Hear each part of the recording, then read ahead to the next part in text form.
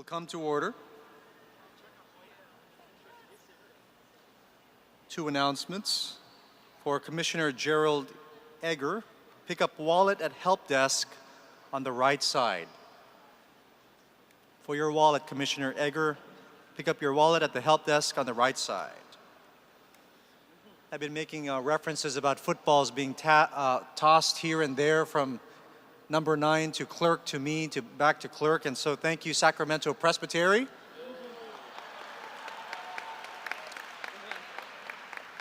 But I was reminded on Twitter that football in our global partners context is one that you use your feet, not this. So thank you for that reminder. We'll be led in prayer by a Young Adult Advisory Delegate Cameron Ross from the Presbytery of Greater Atlanta and Claudia Pagan Guadalupe from Presbiterio del Noroeste.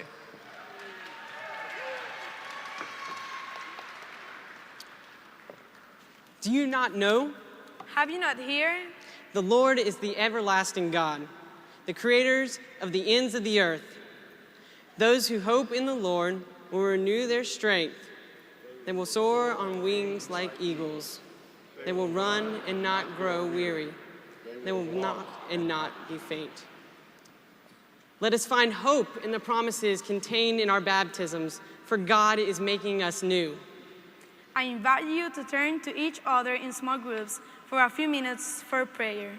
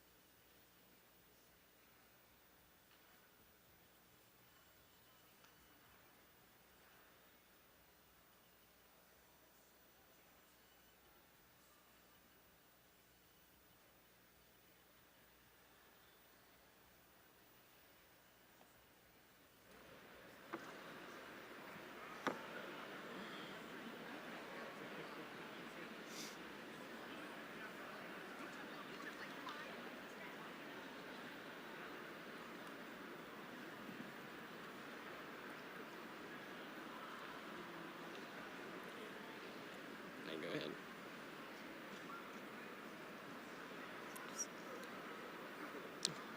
Let us come together in prayer.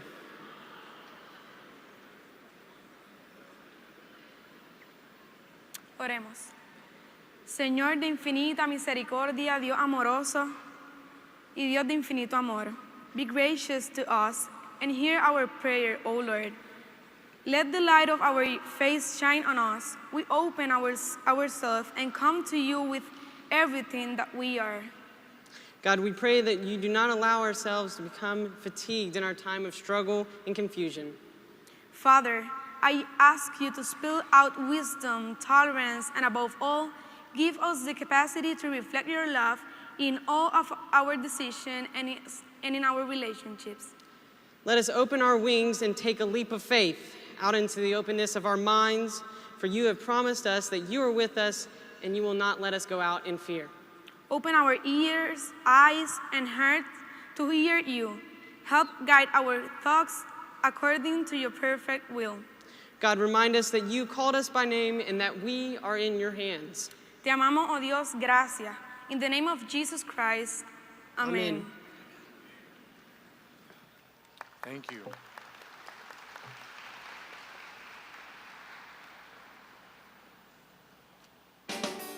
3 years ago in Northeast Los Angeles, 10 friends started gathering for dinner to begin dreaming about what a church might look like focused on reconciliation.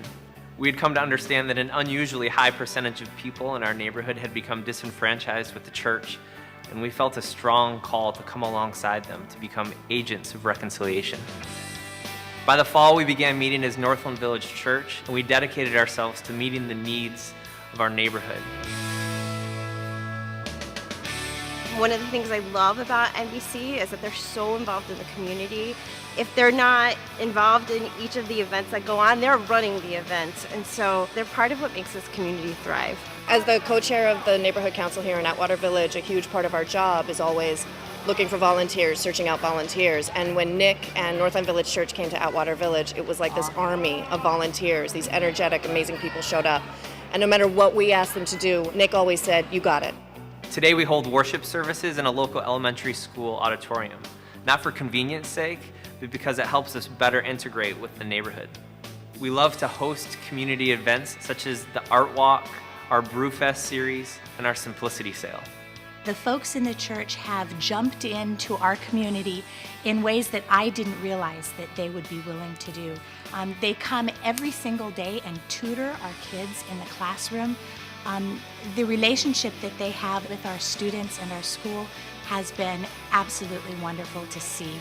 I love the intimacy of the community, how it feels like when you walk in, you're walking into somebody's home. The people are authentic, real, and they accept you just the way you are. It's humbling to see what God's been doing, not only reconciling people to God's self, but to others. And the best part is, we're just getting started.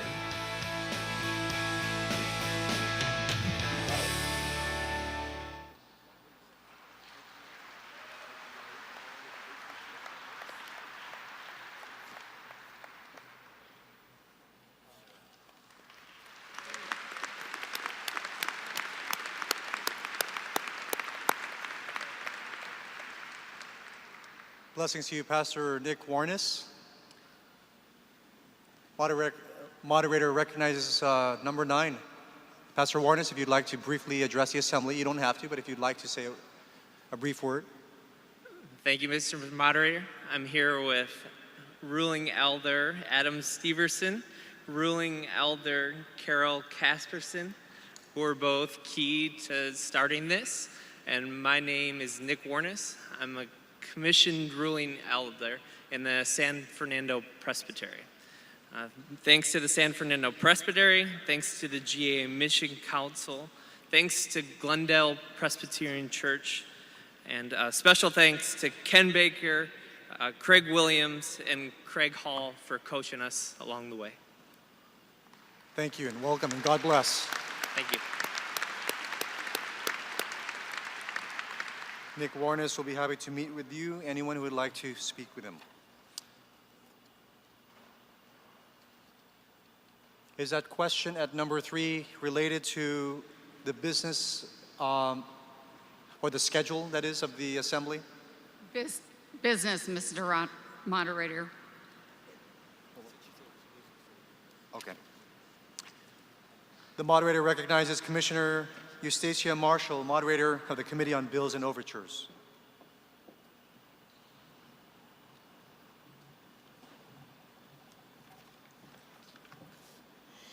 Thank you, Mr. Moderator. On behalf of bills and overtures, I report to the Assembly that the sequence of reports for tonight's plenary has not changed. It is the same schedule reported this afternoon. In addition to the Committee on Civil Unions and Marriage, we still have 8 other committees to report. Get ready, get ready, get ready, and may God be with us. I also report that the minutes of the General Assembly from the beginning of business Wednesday, July 4th, through the end of business on Thursday, July 5th, have been examined and found in order. That concludes the report. Thank you so much, Ms. Marshall. Moderator recognizes Kathy Runyon, Stated Clerk of the Presbytery of San Francisco, who will deliver a memorial for former moderator Howard Rice, moderator of the 191st General Assembly. Thank you, Mr. Moderator. I share regrets from Ruth Santana Grace, executive in San Gabriel, where Howard spent his final years. She was called away from the Assembly for family needs, so as stated clerk of the Presbytery, where Howard was a member for 35 years, I get to be the backup person.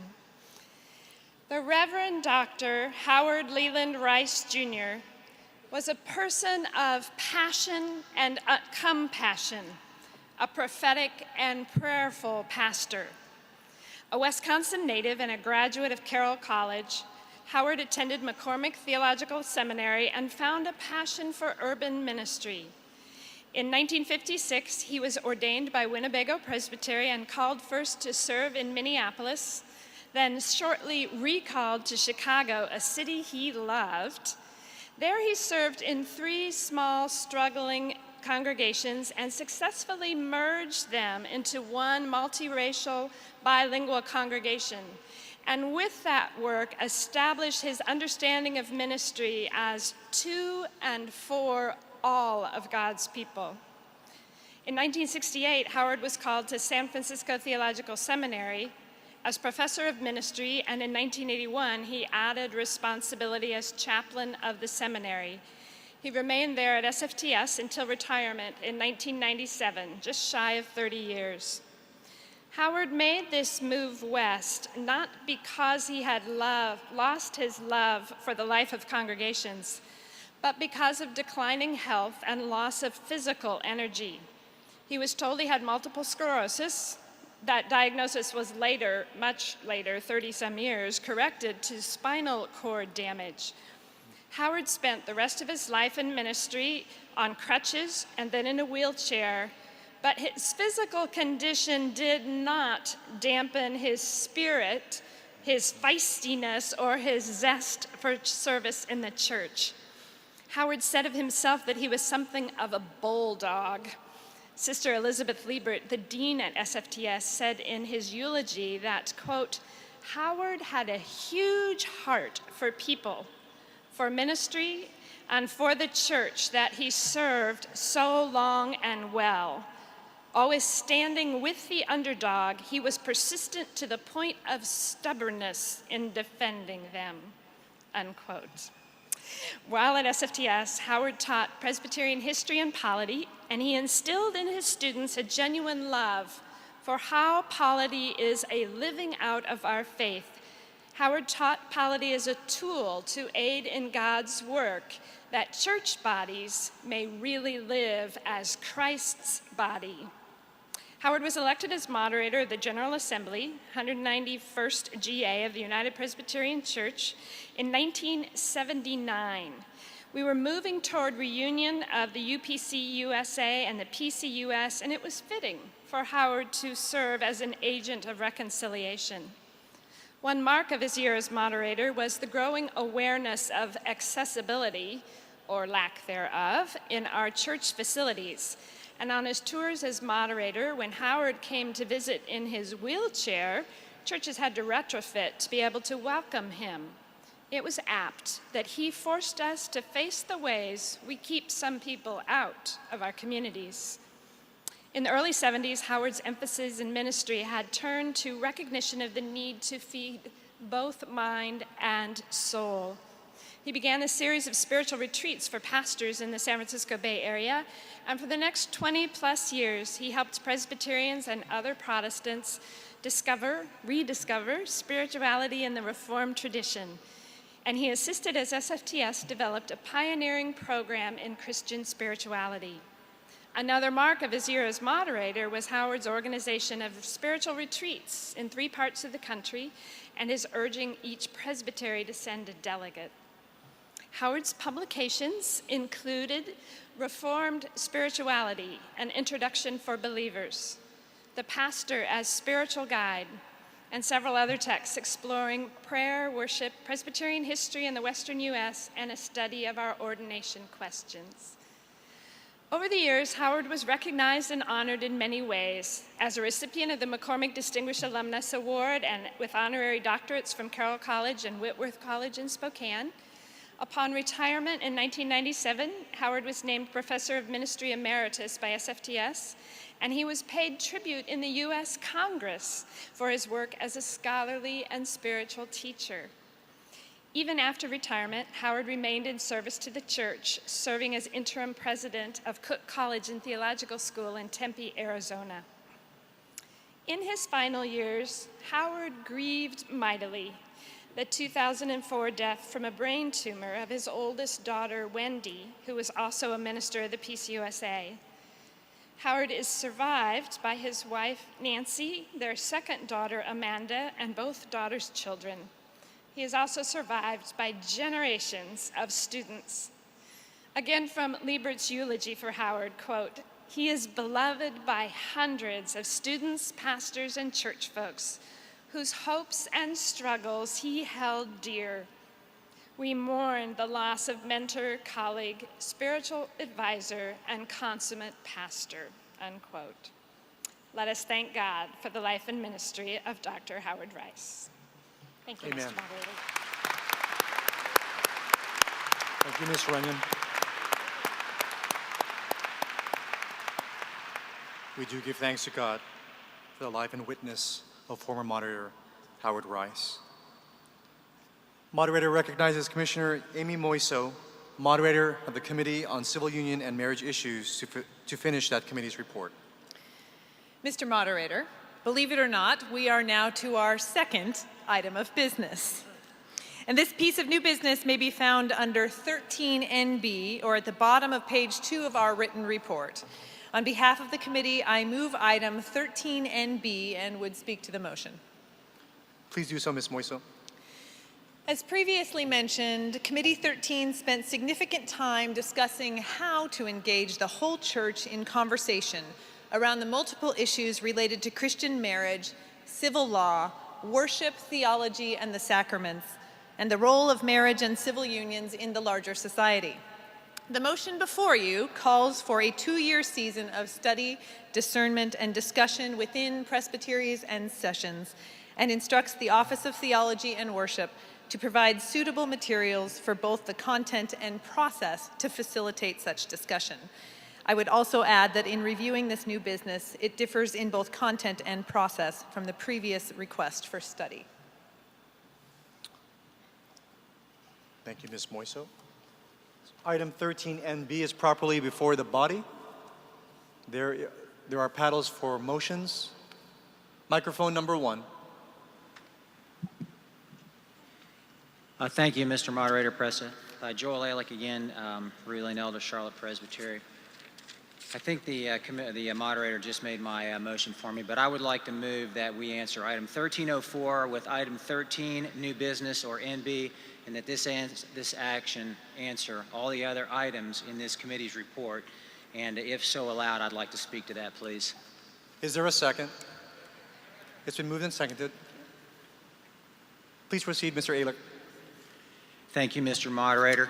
If it's one thing that is clear in this body, we are not united in our understanding of scriptural interpretation of same-gender marriage.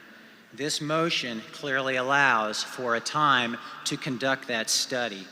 It also comes at a minimal financial implication to this church of $500. Therefore, I would like to move that we approve this motion. Okay. Thank you, sir. Thank you, Commissioner. There's a question at microphone 3. Thank you, Mr. Moderator. Deb Bergeson Graham, teaching elder, Milwaukee Presbytery. I have a question for the stated clerk. Does this body have the authority to issue an authoritative interpretation of the marriage provisions of the Directory for Worship? Mr. Clerk. Madam Commissioner, Mr. Moderator, it's difficult for me to give you a direct answer to that because it depends on what the content of that authoritative interpretation would be. There is a variety here. The business that's immediately before us is should this study, if it approved, be the answer to all of the items that are in the report, including which are some authoritative interpretations. So I reluctantly cannot give you a specific answer until I know what specific authoritative interpretation is being offered. Thank you. There's a motion at microphone 5. Is this motion related to the amendment? Yes, sir. Okay. Thank you, Mr. Moderator. Chris Please state the motion.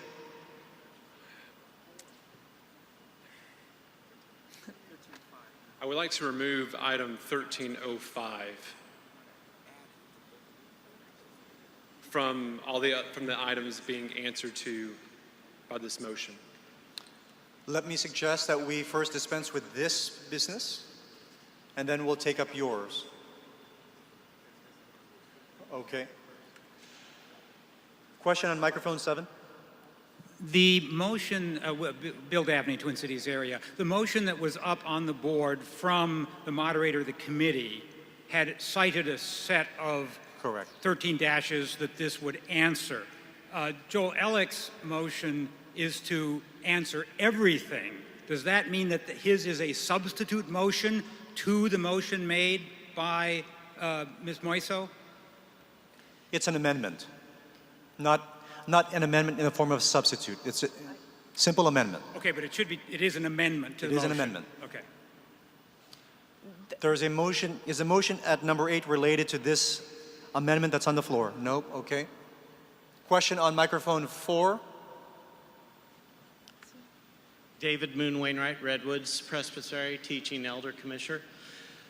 The motion, as I understand it, includes 1305 in what he wants to answer all of the other items. And if you do that, then there's no way for us to come back to 1305 as this gentleman over here is suggesting. Okay. Question on 1 first. Mr. Moderator, I think that is also my question. Is 1305 to be included in answered by answering all other things? And if it is, then it seems like the motion by the gentleman on the other side of the floor would be in order. Okay. Could I have a show of cards to consider 1305 all by itself? Can you help us to? Okay. No. All right. Mr. Clerk. Mr. Moderator, the original amendment on the floor was to include all the items of the committee report to be answered by 13NB. I believe the maker of the motion at microphone 5 is intending to amend the amendment. We're really getting into the good stuff now. To amend the amendment by taking 5 out of that list. Okay. I believe if we would vote on that, we could move forward with our business. All right. I will return to number 5, and if you could propound that amendment again. Amendment to the amendment, which is to consider 13-05 separate. Yes. Okay. Is there a second? Separately.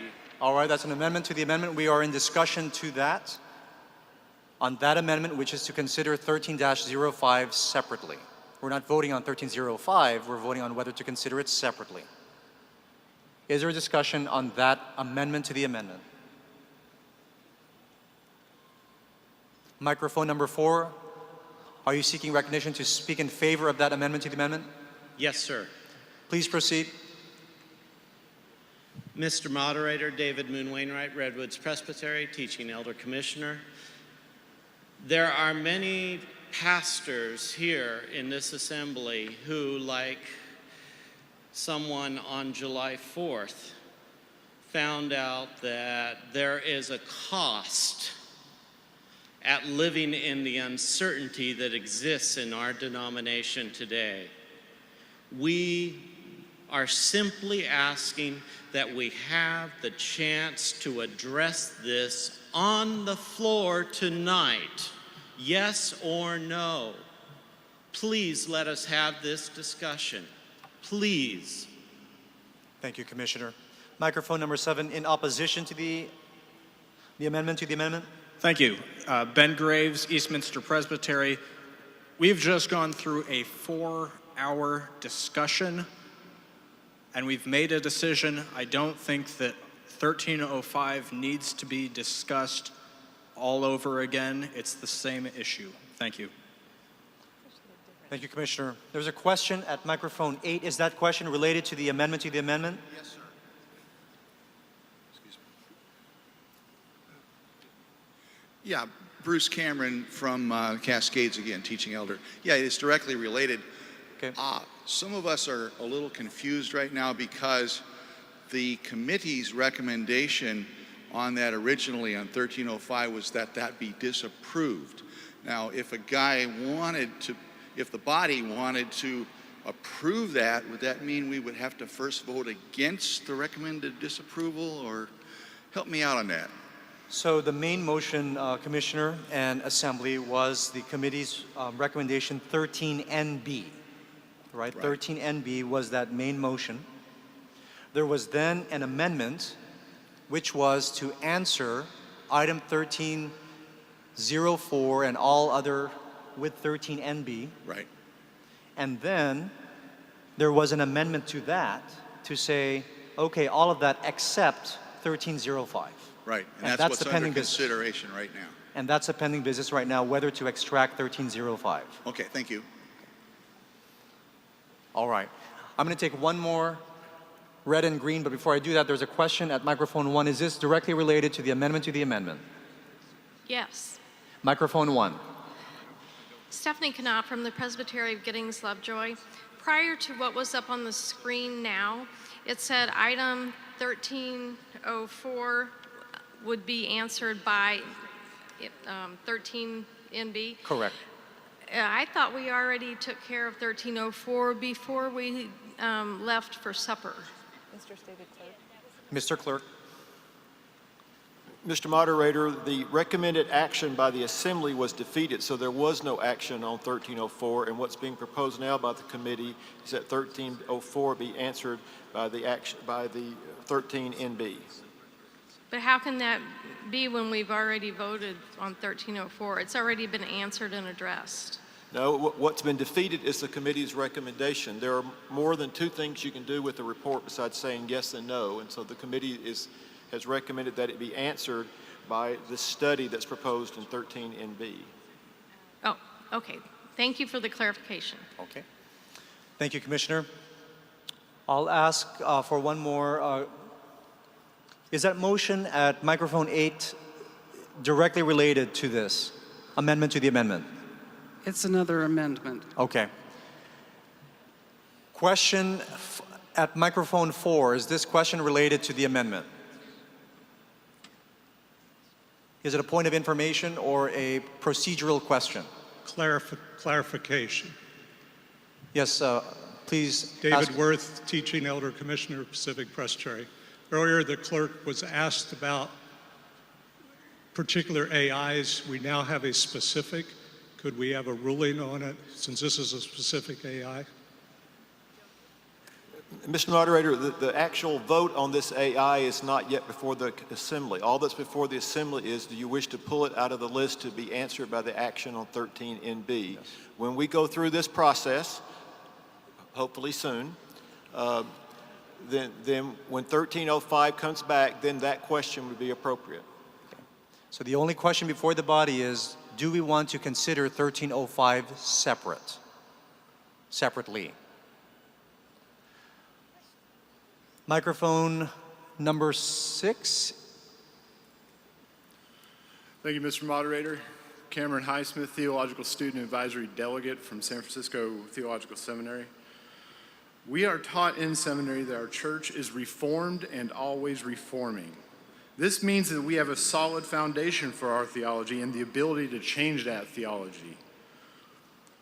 This is shown no better than here, where we are currently changing our Constitution. Authoritative interpretation follows these same reform principles, and I believe that AI will protect our teaching elders as they attempt to profess Christ's love and word into the world as they see fit. Therefore, I strongly have to advocate for this motion to exempt 1305 to be considered by itself. Thank you. Thank you, Delegate. Microphone number 4 in opposition. Yes, Bill Campbell, Teaching Elder Commissioner from Presbytery of Western North Carolina. I speak against the amendment. 04 was, if I could liken that to the authoritative interpretation of 05, it's similar in substance, but 05 is more drastic in its potential results.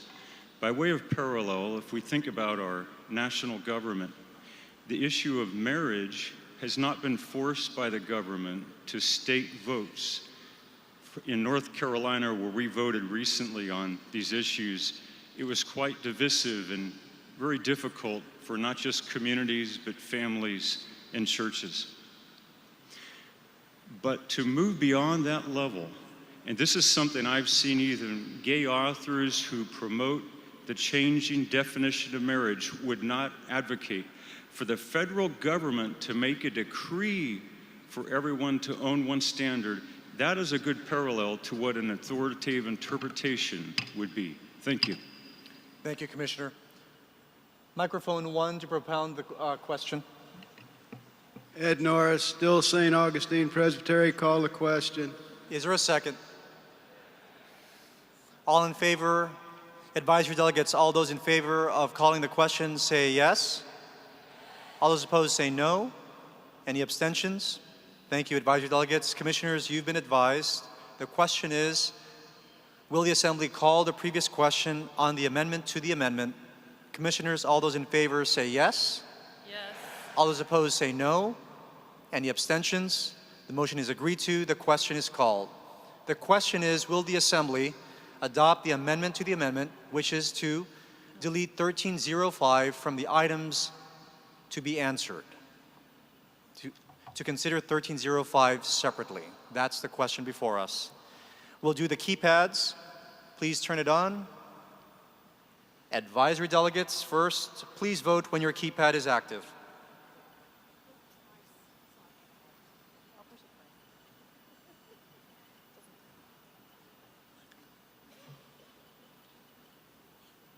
Please complete your voting now. Has anyone not yet voted or wishes to change their vote? We'll wait for the results.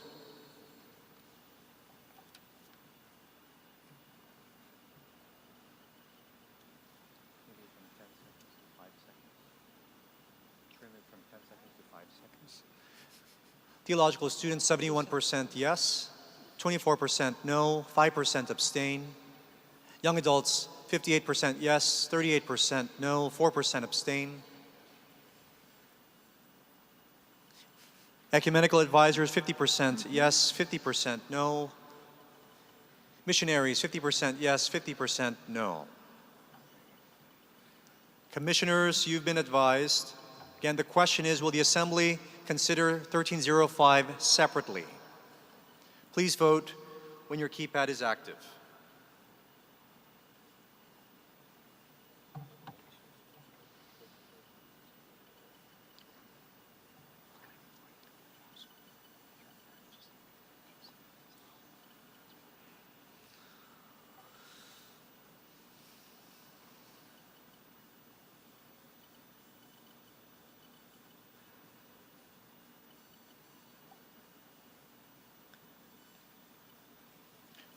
Please complete your voting.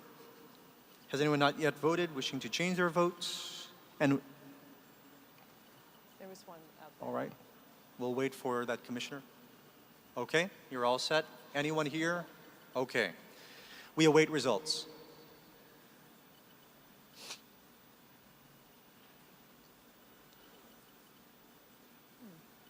On this vote, the yeas are 48%, the nays are 52%, abstentions are 1%.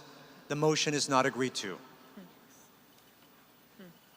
We go back to the original amendment, which was to answer 1304 and all other items with item 13NB. There's a motion at microphone 8. Mr. Moderator, Karen Bartel, ruling elder from East Iowa. I would move that we remove 1302 for consideration on its own merit, and I would speak to that if there was a second. Okay.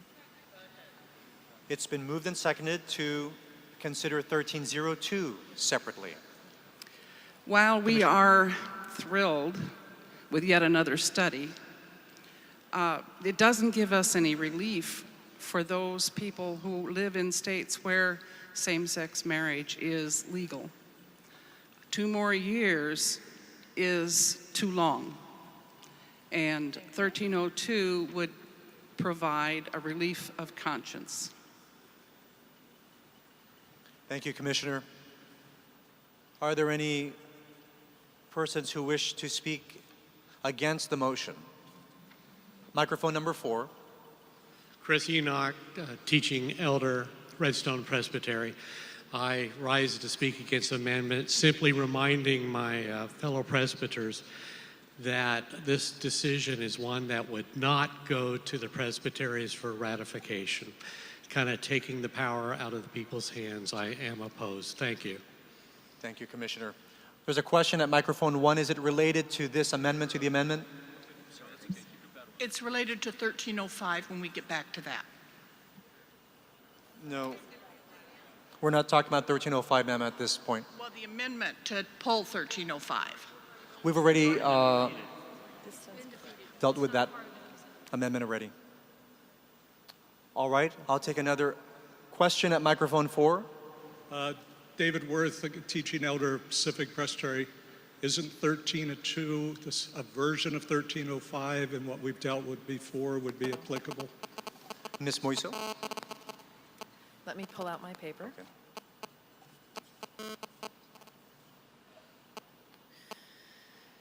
Mr. Moderator, 1302 and 1305 are quite similar in their language. I'm glancing at them quickly to see where they would be specifically different enough to warrant consideration separately, and I wonder if perhaps the maker of the motion would like to speak to why this warrants, or maybe the stated clerk would like to say something? Again, Mr. Moderator, the only issue before the Assembly is, do you want to consider this separately? We have not yet discussed the merits of 1302. Correct. Just to the merits of considering it separate. That's all we're doing now. One more green and one more red paddle. Microphone number 7.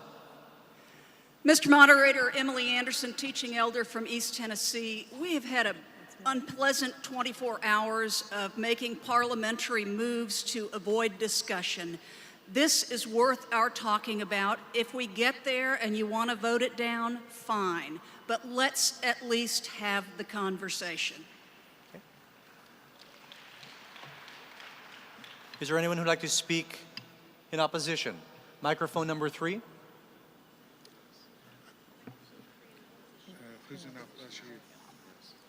Thank you, Mr. Moderator. Carl Batesel, teaching elder from Lackawanna Presbytery. I think the body, in deciding on 1305 with that rigorous debate and discernment together, has really covered all of these areas, and it's time to move on to the huge amount of business that we still have left before us. Thank you. Right. Thank you, Commissioner. There's a question at microphone 7.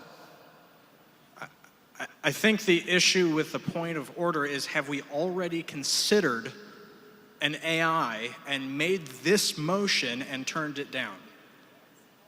No. Okay. There's a question at microphone 1 related to the amendment that's on the floor. Yes, Mr. Moderator. Tim Simpson, St. Augustine Presbytery. I was wondering if we could get a staff resource person to give us a cost estimate of what the SPAR case of 2009, which we've been told by the ACC as the controlling interpretation, what the cost of that trial was to the General Assembly, because I believe there will be a hidden cost for judicial cases going forward if pastors are not given some relief. I'm going to ask that we not answer that question at this point. The question that is before the Assembly is whether to even consider 13.1302 separately. That is a question before us. Is there any objection to calling the question at this time? Is there objection? There's no objection? Then it is so ordered, the question is called. The question is before the Assembly to consider 13-02 separately. First, advisory delegates using your keypads, please vote when your keypad is active.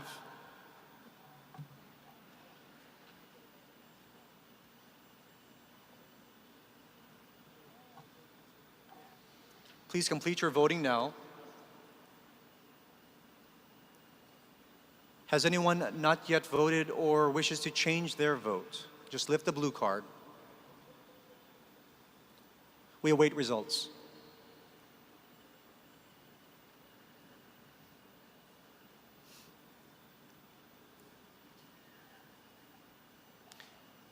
Theological students, 59% yes, 41% no, 0% abstain. Young adults, 51% yes, 44% no, 4% abstain. Ecumenical advisors, 20% yes, 60% no, 20% abstain. Missionaries, 50% yes, 50% no. Commissioners, you've been advised. The question is, will the Assembly consider 13-02 separately? Please vote when your keypad is active.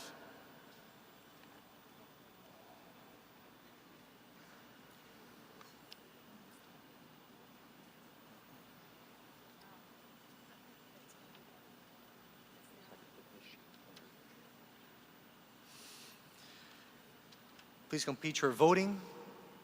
Has anyone not yet voted or wishing to change their vote? We await results.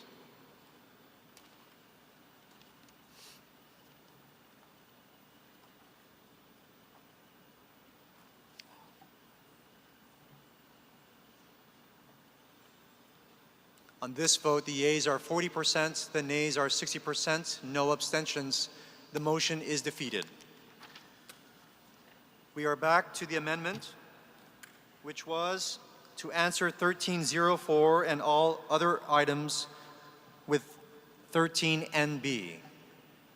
That's the first amendment. Are there any further discussions? Microphone 6.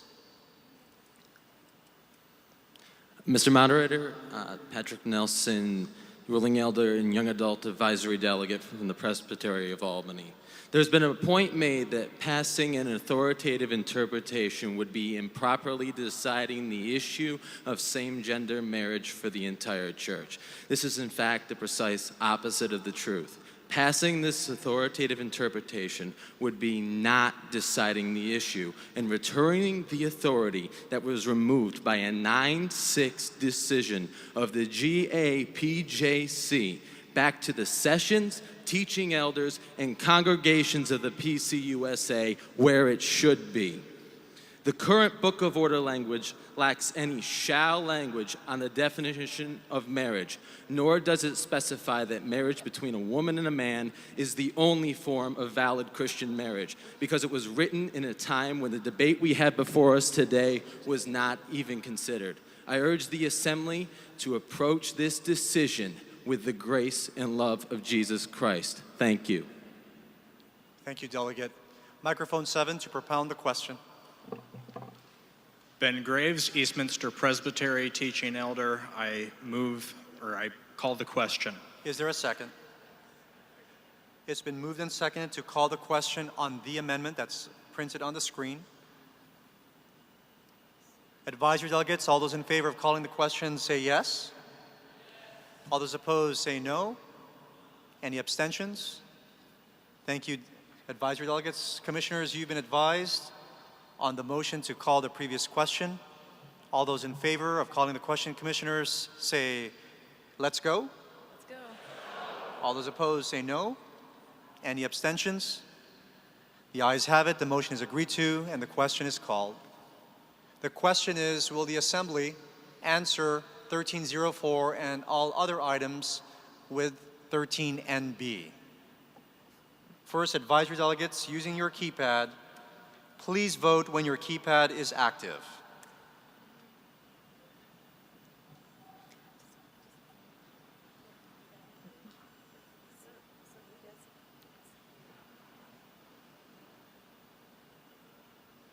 Please complete your voting. Has anyone not yet voted or wishing to change their vote? Okay. Give you a few more seconds. You're okay? Anyone else? All right. We await results.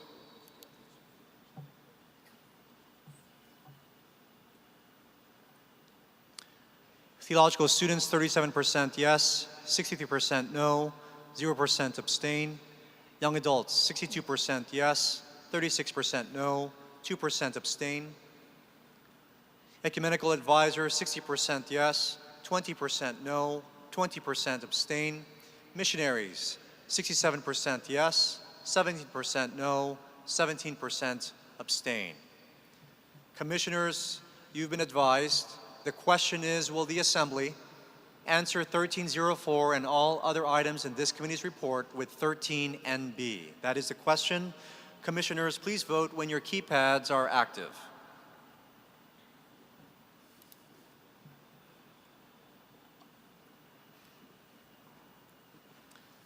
Please complete your voting now. Has anyone not yet voted or wishing to change their vote? And we await the results.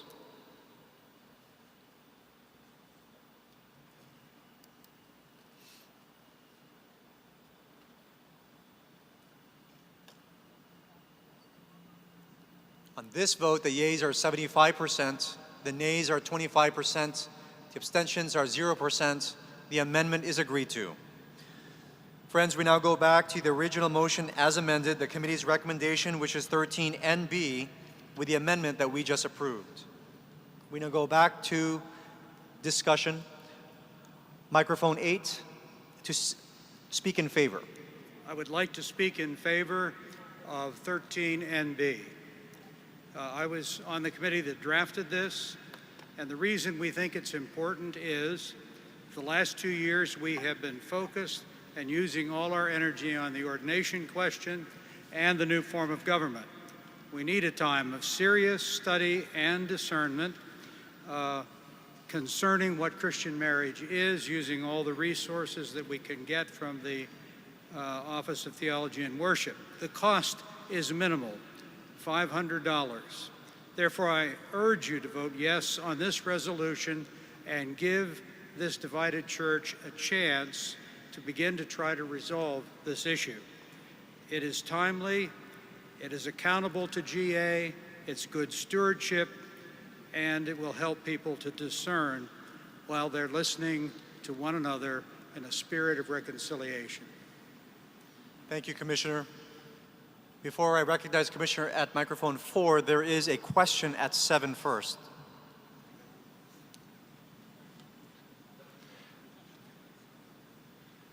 Chris Campbell, teaching Elder Grace. With what we just discussed, is the motion correct on the screen?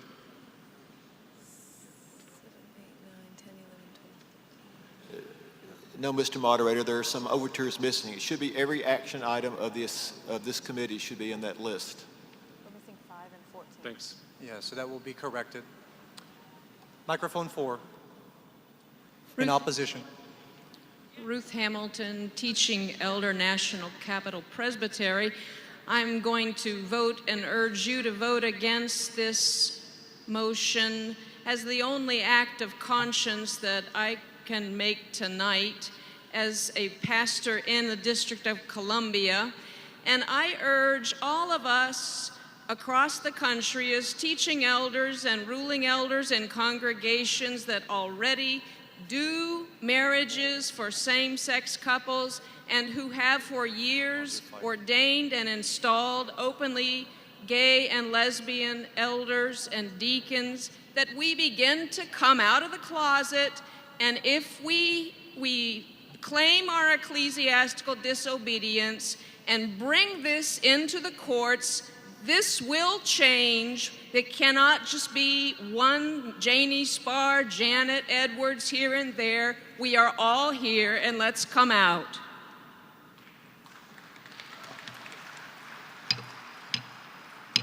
Thank you, Commissioner. Microphone 5. My name is Shelley Wood, and I'm a teaching elder from North Central Iowa, and I speak in favor of this amendment. As a clergy person, I struggle with the division of church and state and my role in signing a marriage license, and I welcome that discussion among my colleagues. I also am very aware of the demographics that is not present in this body. We are in a postmodern society, and a lot of our postmodernists simply aren't here. I have friends who are getting their ordinations online and doing their own weddings, and we need to hear voices from a demographic that is not present at this General Assembly. Thank you, Commissioner. I'll take one more red paddle at microphone 1. Thank you, Mr. Moderator. Deborah Avery, Jazz Pastor D on Twitter, and teaching elder in the Grand Canyon Presbytery. I speak against this motion reluctantly but firmly. The committee did not bring us an omnibus motion, yet here we are with a sort of omnibus. I recognize that some of us are afraid that what we do here will cause a rupture in the denomination, or that it might cause us to be rejected by colleagues or family members or our congregations, or worst of all, God. Yet I stand firm in the foundations of the Reformed faith, sola gratia, grace alone, because it reminds me that in the midst of our fears, nothing can get in the way of God's love in Jesus Christ, and that gives me hope. Hope that even in the midst of uncertainty and fear, we can give pastors relief. Hope that we can make a strong witness to the LGBTQ community and their friends and family. And hope that we can support our colleagues in ministry as God's Spirit works and moves, even while we continue to discern together. These items need to be considered on their own. Thank you. Thank you, Commissioner, and I'm glad to know that you're Jazz Pastor D. Thank you for following me on Twitter. Commissioner at microphone 8 to propound the question. Mr. Moderator, Chris Romig from Peace River. Can you suspend first? Let me just recognize the microphones that have yellow paddles. Let's go first to microphone 7. For a question, is it a point of information or a procedural question? Jody Craiglow, Miami Valley. Actually, the parliamentarian back here just answered it for me. We just had a question about 1304, answering 1304, and they said they're working on it, so it's all good. Right. Okay. Very good. And is the gentleman at microphone 6 still seeking recognition on a parliamentary inquiry? No. Okay. Back to microphone 8 to propound the question. Well then, with deep appreciation for Committee 13 and for all of the discussion that's been offered here this afternoon and evening, I call the question. Is there a second? It's been moved and seconded to call the question. Is there objection to calling the question? Hearing no objection, the question is called. The question is, will the Assembly answer 1304 and all other items in the committee's report with the action on 13NB? Or no, the item now is 13NB as amended. Is that correct? I believe that's correct, yes. Yes, okay. It's back to the main motion. Advisory delegates first. With your keypads, please vote when it is active.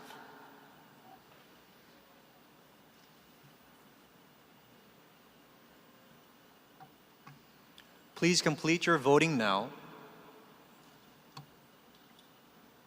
Has everyone voted, or is anyone wishing to change their vote?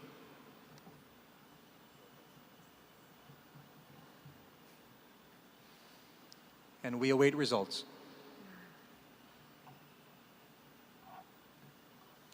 Theological students, 48% yes, 52% no, 0 abstentions.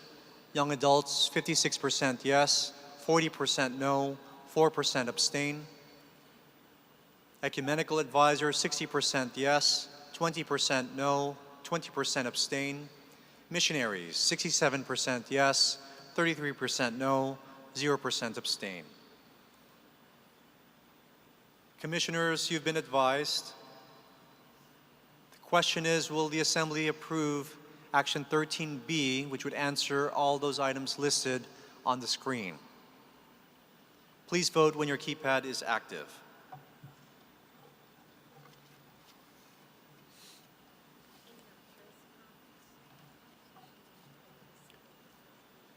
Please complete your voting.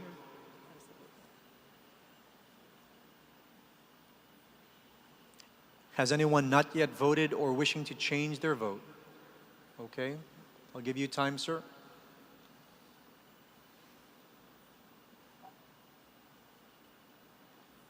You're okay? Good. Anyone else?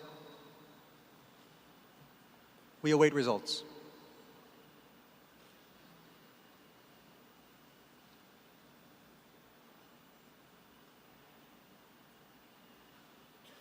On this vote, the yeas are 76%, the nays are 24%, 0 abstentions. The motion is agreed to.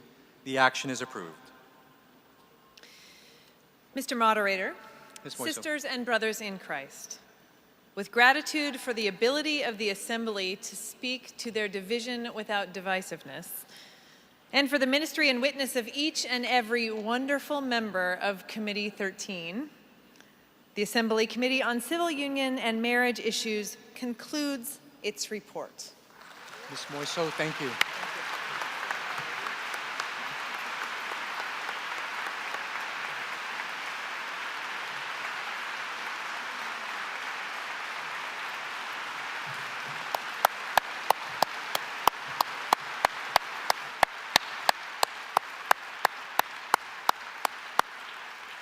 There is rejoicing and there is gladness, I hear. Hold on first, sir. Okay.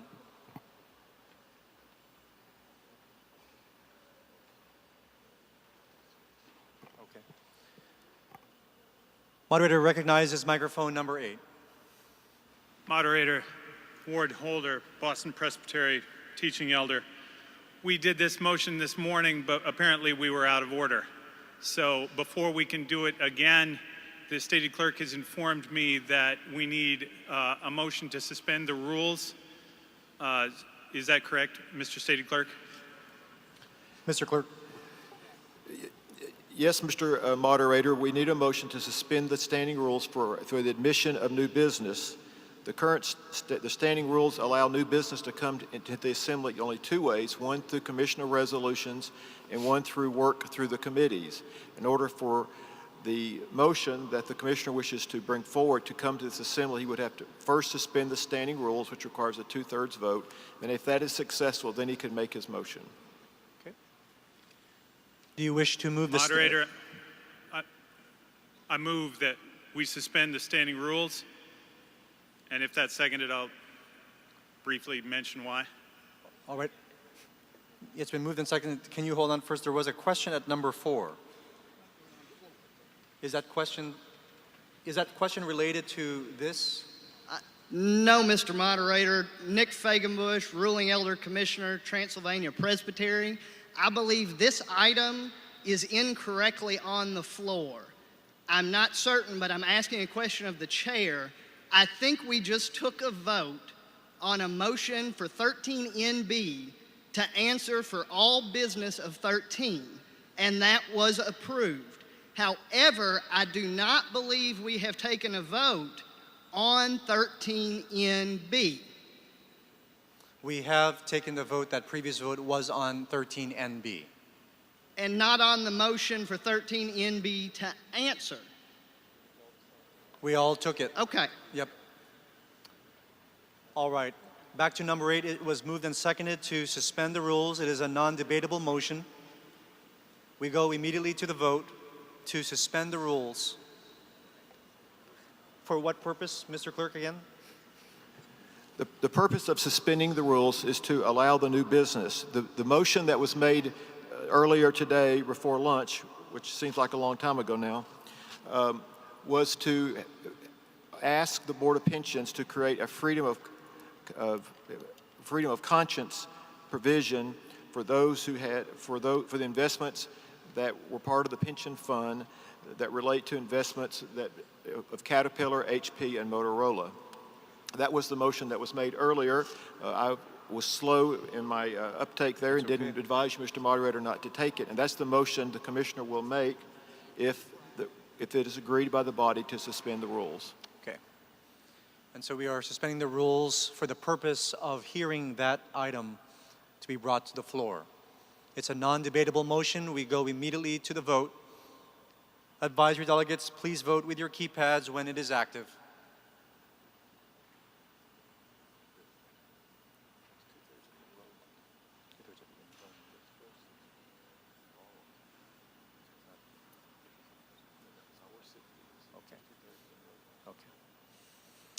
Please complete your voting. Has anyone not yet voted or wishing to change their vote? Just lift the blue card. Or if you don't have your blue card, wave your arms. Okay.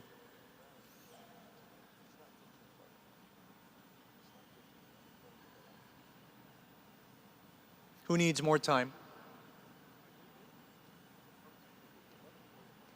We await results.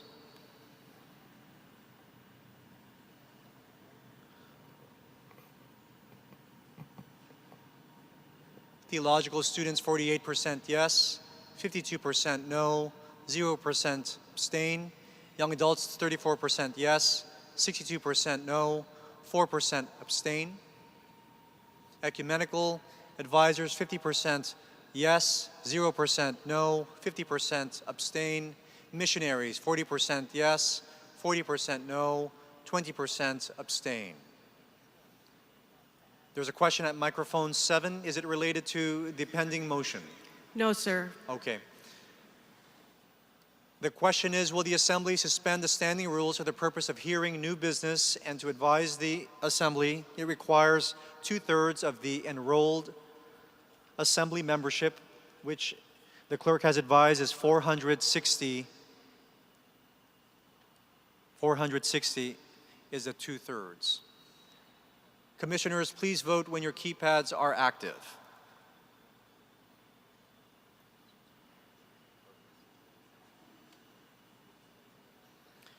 Please complete your voting. Has anyone not yet voted? We await the results.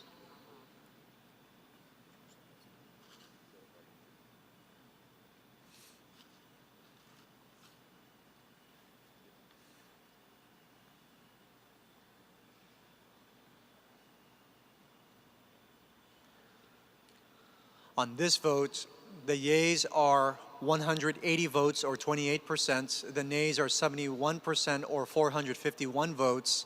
The abstentions are 0%, or 2 votes. Not having reached the 2/3 threshold, the motion is defeated.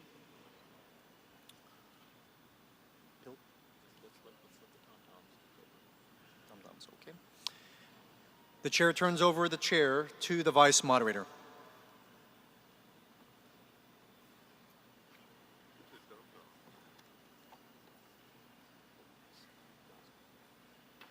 I invite you to stand and take a stretch break. In place, please.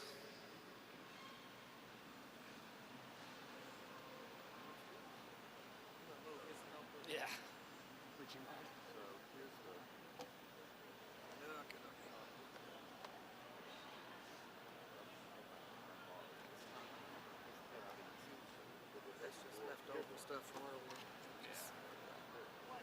They're on number 16 now, right? Yeah, I'm on 16. I've got mine.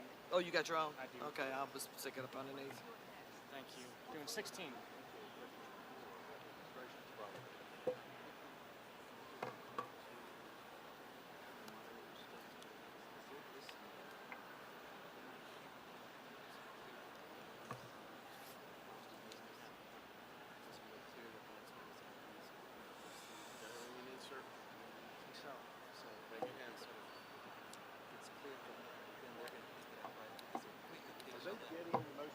What's that?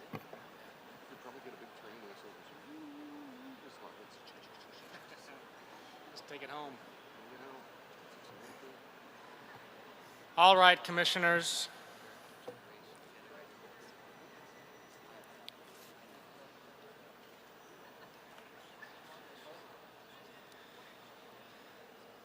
The moderator has invited me to preside over the next 4 committees that the moderator is speaking to the press at this time.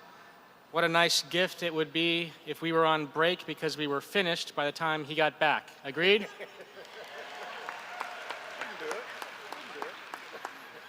The moderator recognizes Commissioner Chad Herring. Come on up, Chad. Moderator of the Committee on Church Growth and Presbyterian Investment and Loan Corporation. Now that you are here, I ask your indulgence for one moment. A question from Commissioner at microphone 4, please.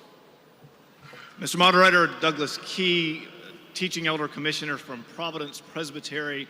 I have a question as to whether it would be possible or in order for us to gather all of the remaining business items from committee reports that passed the committee unanimously into one single consent agenda to help get us out of here before the sun comes up Saturday morning. Just one moment.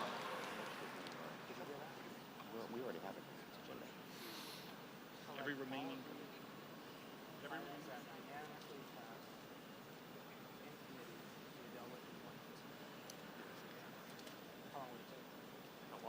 Yeah.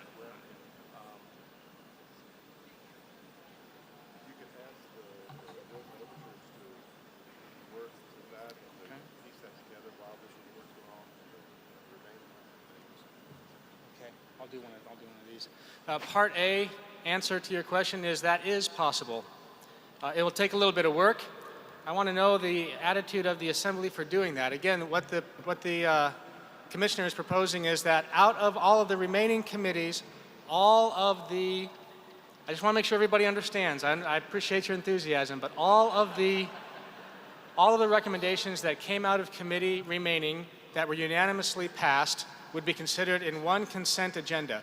Of course, if you see something in there you'd want to take out, you can take it out at that time, but we would then propose that consent agenda with all of those items and you would pass them all at once. How do you feel about asking bills and overtures to do that? I think it's a good idea. Hold up your blue. Bad idea, orange. I'm seeing a lot of blue. You may put your cards down. Mr. Clerk, the group to do that work for us would be whom? The obvious choice might be to ask the Bills and Overtures Committee, or at least their moderator and vice moderator to do so. All right. Before we finally launch on that, a question at microphone 5, please. If this is Scott Mann, a teaching elder from Seattle Presbytery, if this goes through, I would invite the moderator to allow a little bit of time for commissioners to review the items in case we want to pull one. That would be fine. We will do that. We'll take a break, and people can choose to do that if they would like. Question on number 3, please. Yes, I'm wondering if Becky Schwant from John Calvin Presbytery, if there are things that did pass unanimously in committee, but you already have amendments or motions in hand, are those going to be included? I think we've got there's no motion in hand. Only motions only exist once they're made on the floor. We don't have anything in hand, nothing that we know of coming until it's made on the floor. Okay, so this is just for 16 then and not the rest of the night? I think what I understood was for the rest of the committees. Is that right, Commissioner? I have already turned in a motion for Committee 10, which is my question. I didn't mean that we didn't have them in the back. I'm saying they don't exist until they're made on the floor. Okay. And so those that we know about. Commissioners can always they can pull them. The recommendation from the Commissioner, at 3, what you would do is we would compile that consent agenda, and those of you who know that you have already intended to or already submitted amendments would pull those out at the time. Okay, thank you. Okay, thanks for that question. Was there a question at microphone 1? Back then to microphone 3.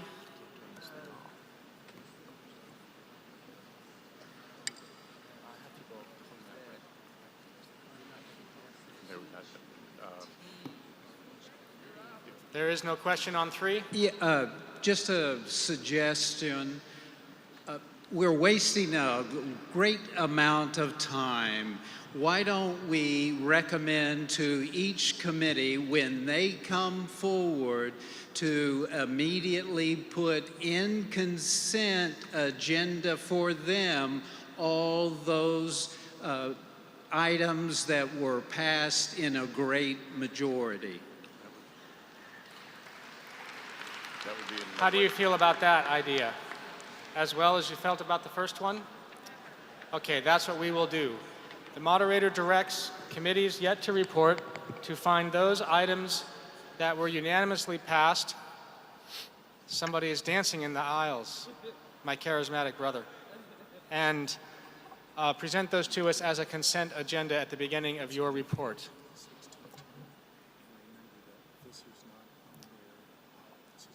All right. We have a motion at microphone 1 to be recognized.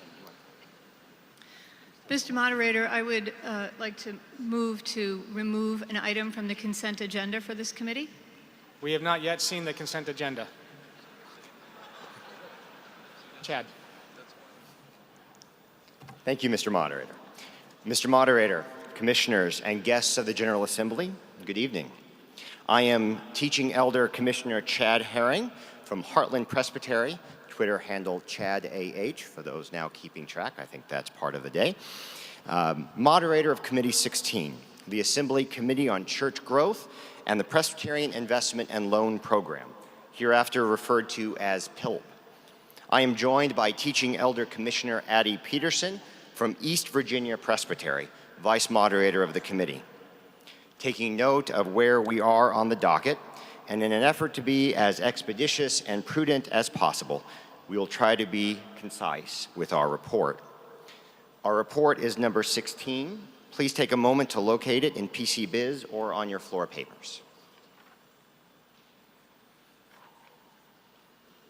The screen is currently showing the financial impact of the action to date on both the per capita budget and the mission budget. If you were to pass all of the recommendations included in our report, you would add $240 to the 2012 per capita budget, $102,310 to the 2013 per capita budget, and $58,949 to the 2014 per capita budget. Further, there'd be an impact of $161,829 to the 2013 mission budget and $136,754 to the 2014 mission budget. Our report begins with the consent agenda in Part 1, a series of action items in Part 2, and a report on 2 items before our committee that do not require action by this body. Mr. Moderator, prior to moving to the consent agenda, I would like to introduce Jay Hudson, President of PILP, and invite him to speak to this assembly regarding the important work of PILP for the life of our church. Thank you.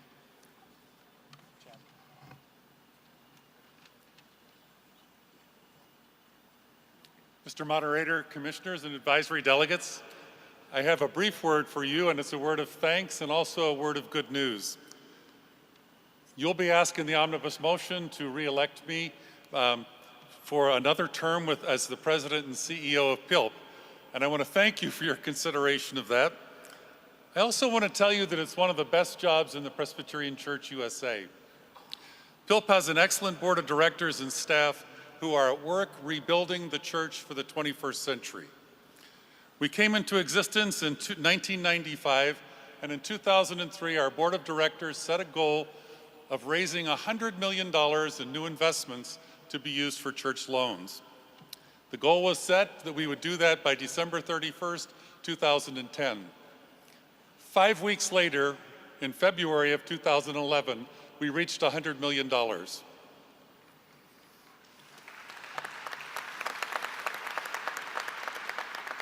In spite of the challenges of the global economy and a protracted low interest rate environment, individual Presbyterians, congregations, and mid-councils have continued to support us with new investments, and that is good news. Our investors not only receive a financial return, they experience the joy of investing in church growth of other Presbyterian congregations. The funds generated from the sales of those investments are all used for low-cost loans to Presbyterian congregations and mid-councils. We lend money to new church developments for their first facility. We're partners with the University Presbyterian Church in Chapel Hill, North Carolina, and Salem Presbytery in providing a loan that was used to build the Chapel of the Pines, where a vibrant congregation is sharing good news with their community. We lend money for reshaping old space in churches and for new ministry. We're partners with Philadelphia Presbytery and provided a loan to Arch Street Presbyterian Church, a congregation that's been in existence since 1813. They had education space that hadn't been used since the 1920s. Because of the loan, there's now a preschool in that space, and they're serving their community. And that's good news. We also make loans to new immigrant congregations. We've been a partner with the Presbytery of Scioto Valley and working with the New Ghanaian Fellowship in the Columbus area, where there is now the Ramsayer Presbyterian Church. It's a privilege to be a bridge between Presbyterian investors and Presbyterian dreams for new and remodeled church facilities. And here is more good news. We have no delinquencies in our loan portfolio.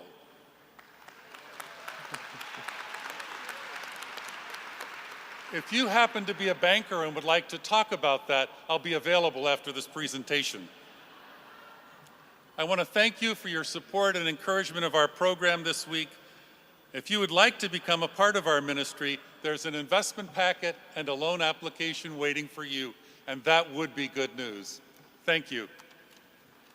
Thank you, Jay. Thank you, Jay. Mr. Moderator, our consent agenda includes item 1601, the election of the Board of Directors of PILP. Item 1604, confirmation of the election of Jay Hudson to a second term as president of PILP. Item 1605, the General Assembly review of PILP. Item 1608, on sharing stories of Great Commission congregations. And item 1609, on inviting the community to attend Presbyterian churches. In addition, according to the directive just offered by the moderator, I would like to also add on behalf of the committee item 1610. This report on collegiate ministries appears in PC Biz but is not on our printed report. That recommendation is as follows. Committee 16 recommends that the 220th General Assembly 2012 direct the Office of Collegiate Ministries to present a progress report regarding the Collegiate Ministries Task Force report received by our committee to the 221st General Assembly 2014. So with the addition of item 1610 to our consent agenda, on behalf of the committee, I move approval of the consent agenda. Okay, thank you. We have a consent agenda before us. I recognize the commissioner at number 1. Moderator, I was misinformed. Item 1607 is not on the consent agenda. I will make my motion when that item comes up for business. Thank you. Thank you. Is there any discussion? Does anybody wish to take any of these items off of the consent agenda? Commissioner, does your question relate to this, what we're doing exactly right now? All right.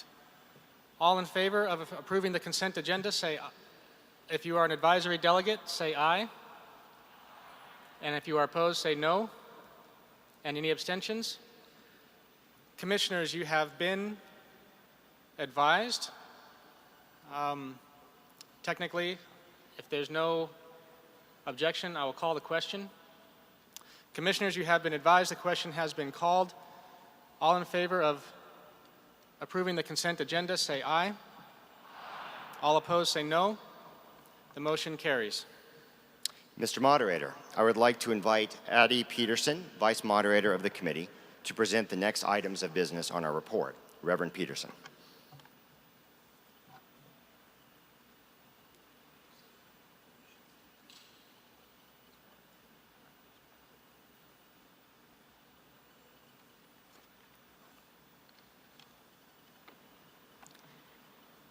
Mr. Moderator, Ma'am. our committee received the report of the Collegiate Ministries Task Force and learned of something called UKIRK, an exciting new effort in college ministry. Before moving to our next items of business, the committee would like for the Assembly to see a 90-second video that our committee received on collegiate ministry. Collegiate ministry is a lot of things. It's inspiring, funky, hilarious, and weird. it is high energy, world-changing, tear-jerking, life-altering. It is where students can pray, ask, respond, listen, laugh, cry, wonder, and be who God made them to be. It is for Jesus freaks, skeptics, Christians, atheists, doubters, and wanderers. It gives students a space for worship, for questions, fears, anxieties, hopes, and dreams. It reminds us, whether or not we're in college, that we're not alone, that we are not forgotten, that we are loved, that we matter.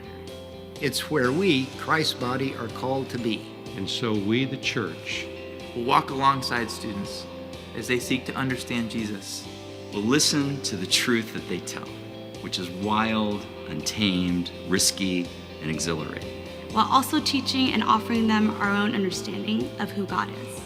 Not only will we name God's radical love for college students, but we will encourage a way of life proclaiming that God is on the move in the world, for the world, for all of us. For all of us. For all of us.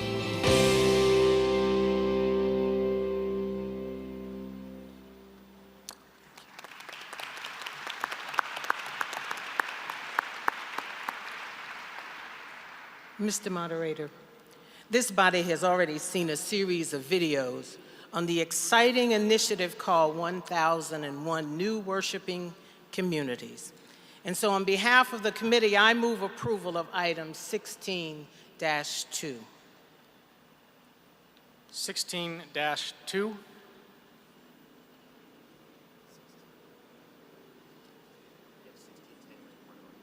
Yeah. All right.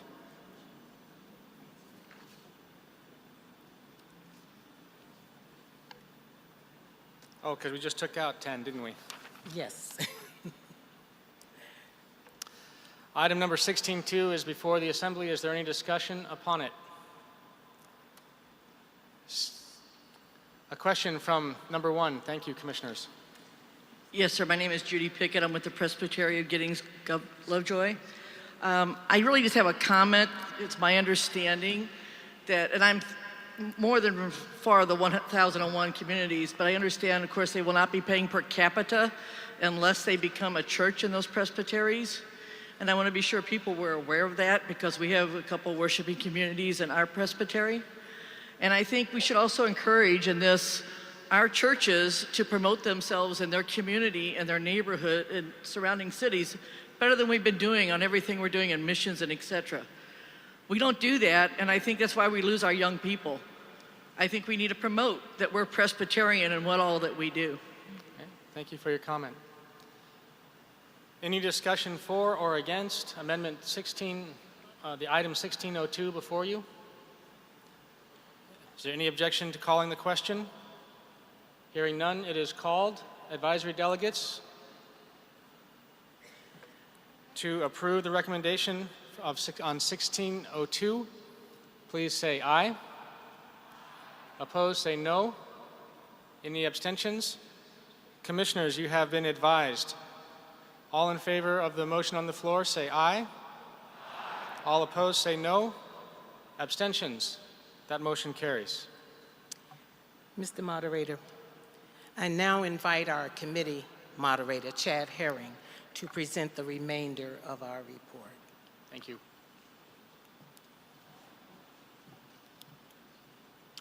Thank you, Reverend Peterson.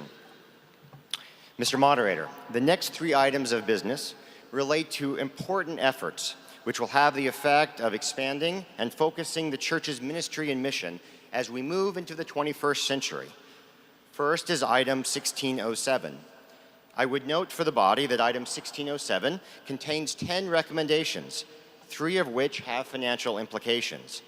Those are specifically recommendation number 5, recommendation number 6, B, and C, and recommendation number 9. On behalf of the committee, I move approval of all 10 recommendations in item 1607 on the nature of the church in the 21st century as an omnibus motion, and I so move. Okay, thank you. The motion is before you. Is there anyone who would like to remove any of those 10 recommendations from the motion on the floor? This is 1607. Commissioner at microphone number 1. Mr. Moderator, I would like to remove 1607, recommendation number 2. Recommendation number 2 to be removed and dealt with on its own.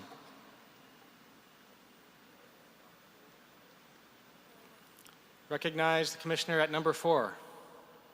Thank you, Mr. Moderator. I'm Jose Gonzalez Colon from New York City Presbytery, and I wish to remove item number 5. Would you repeat that, please? I mean number 5 of item 1607. Item 1607, recommendation number 5, you would like to have removed. Okay.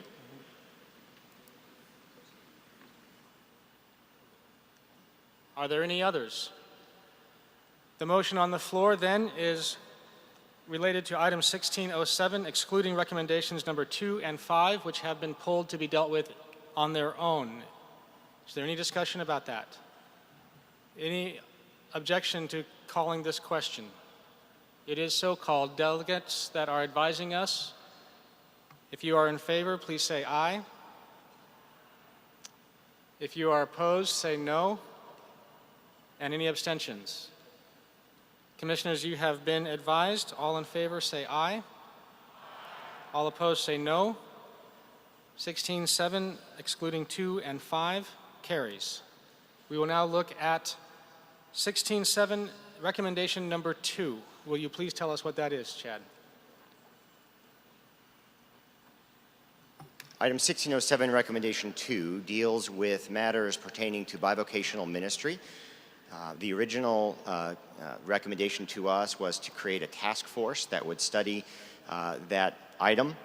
The committee decided after some deliberation that the recommendation to the Assembly ought to be to ask the General Assembly Mission Council to offer that study for us and to report back as listed in the item before you.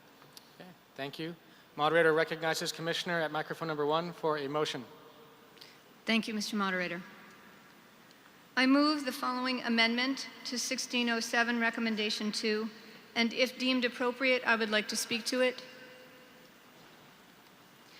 To charge the moderator of the 220th General Assembly to appoint a task force of 7 members to study and make recommendations affirming ordained bivocational ministry as a critically viable form of ministry in the 21st century church.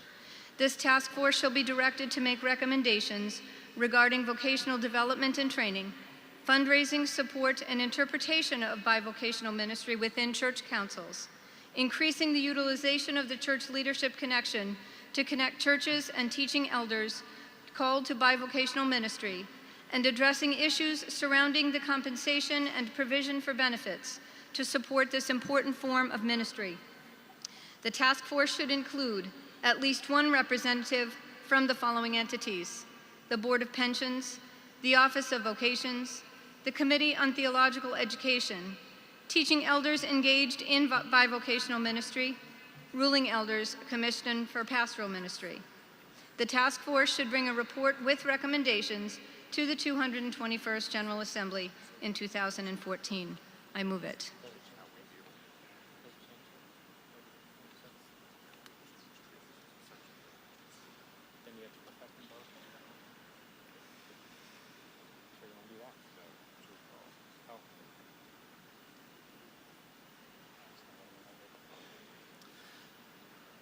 The amendment, though somewhat challenging to read, you have heard, and it is on screens before you. Is there a second?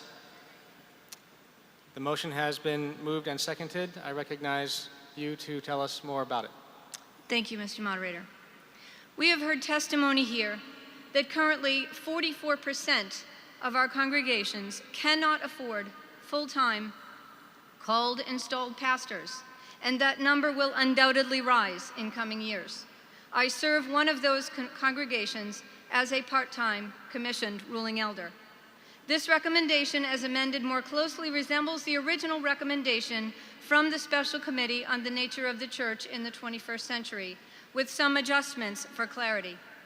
This recommendation was presented to our committee with conviction and urgency by the authors of this report in response to a variety of concerns about the future of ordained full-time ministry in the PCUSA. Staff of the GAMC clearly stated to our committee that undertaking this kind of study would displace other work.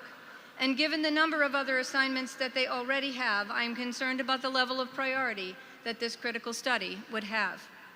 The Church Growth and PILP Committee did not have the opportunity to take action on this amendment, so I urge the Assembly to consider this amendment carefully.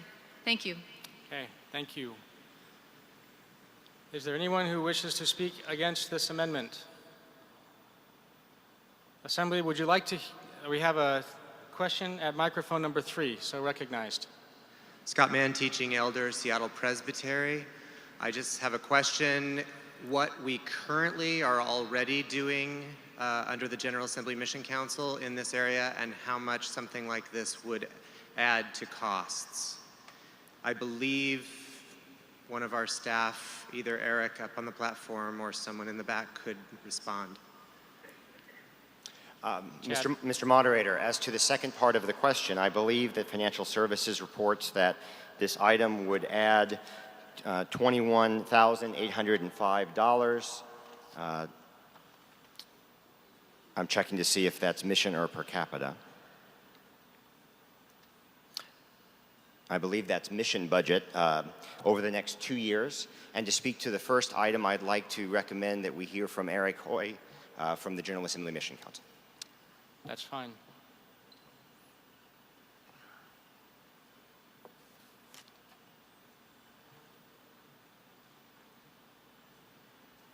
If it's all right with you, Mr. Moderator, I'd like to ask Linda Valentine to answer that at microphone number 9. All right. The moderator recognizes Linda Valentine at microphone number 9. Yes, thank you. This topic of bivocational ministry is one that our Office of Vocation and various other offices are talking about and dealing with, and it is work that we could do as staff. All right, thank you. Excuse me, Mr. Moderator. I am told that I misspoke briefly. The $21,805, I'm told, is per capita, not mission budget. Thank you. All right. All right, we have heard advocacy 4. I call on microphone number 6 to speak against the amendment. Mr. Moderator, I'm speaking against it due to the fact it doesn't, so far as how you're gathering, putting together the task force, it doesn't represent the full body of the ethnic groups, specifically when we speak of African Americans and in their social locations. I think it's not equally spaced where there's only one there to speak on the issues that's addressing the African American. Other than that, I feel comfortable about the amendment. Okay, thank you. Yield the microphone, please, to the person behind you with a question. I'm Nikki Cooley. I'm a TSAD in Louisville, and I'm curious why nobody from the seminary or a student at a seminary that is going to be affected by this wouldn't be included on this task force. I will ask the commissioner making the amendment to answer that question. My intention was not to prescribe who should be, or who should not be included, but was to simply note that these folks have particular expertise and should be represented. That does not mean that anyone else could not also be included. I think adding a seminarian would be an excellent suggestion. Okay, thank you. Speaking for the motion, I recognize the commissioner at number 4. David Moon Wainwright, Redwoods Presbytery, teaching elder commissioner. Mr. Moderator, I speak in favor of this, but to be perfectly honest, none of this goes far enough. This isn't going to do enough quickly enough. We are losing hours, we are losing pay, and it's going to continue in the rural small churches. This is not a trend that we are going to reverse without, I'm not sure if studies can do a darn thing about it, to be honest. I think this is a good first step, everything we can do to do more, but a lot more needs to be done. We need to think outside the box, even of the 21st century report.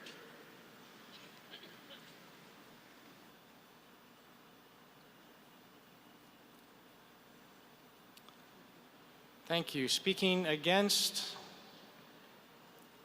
recognize the teaching elder at microphone number 8. Stacy Eichard, Teaching Elder Commissioner, Grace Presbytery. I urge the Assembly to vote this down simply because at this point, trying to do work of a committee as a whole makes no sense to me. The committee has spent much more time on this than we have the time to give it at such a late date, and I am against trying to do this important work that has already been done by a committee so quickly and with so little information. Okay. I would vote against it. Thank you. Is there no one else to speak for the motion, which is to amend? Then I call on the commissioner at microphone number 1.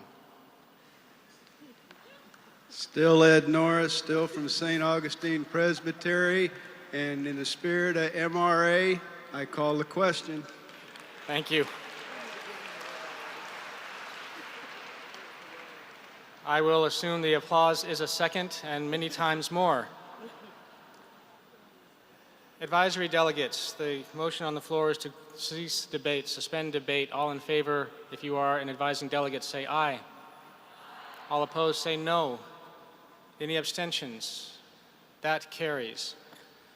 Commissioners, you have been so advised. All in favor of suspending debate, say aye. Aye. All opposed, say no. That motion carries. Now, the motion before the Assembly is, shall 16.7, item number 2, be amended.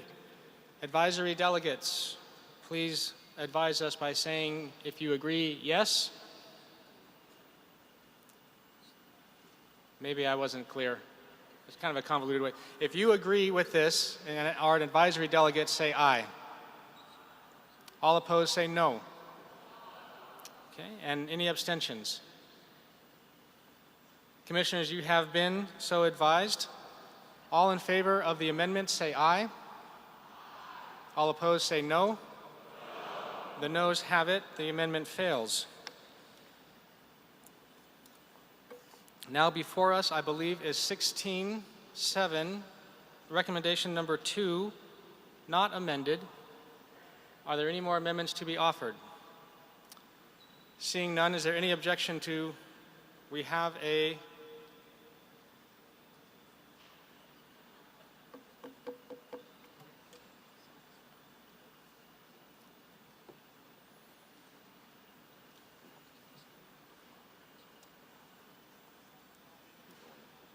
incomplete sentence.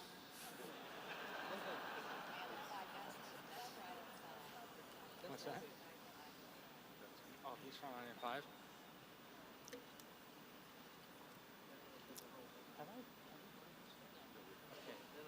The motion on the floor is from Committee 16, item number 7, recommendation number 2. Commissioner at microphone 4, are you doing anything with this, with recommendation number 2? 5, Mr. Moderator. Okay. He's working on the next item of business. So, if there's no objection to calling the question, I will call the question. It is so called. Advisory delegates, all in favor of committee number 16, item number 7, recommendation 2, say aye. Those opposed say no. Abstentions say no. Commissioners, you have been so advised. The item action is 16.7, recommendation 2. All in favor say aye. Aye. Opposed say no. It carries. We now look at 16.7, recommendation number 5. Yes, Mr. Moderator. Item 16.7, recommendation 5, deals with the availability of information on the internet in many different languages. The committee, after deliberation and consideration of the costs of the original language of the recommendation, felt it prudent to offer this alternate language that you see before you, which would offer basic accessibility of essential GAMC information to major non-English language groups, specifically Korean and Spanish, via links on the webpage, telephone answer prompts, and other devices as technology and resources evolve.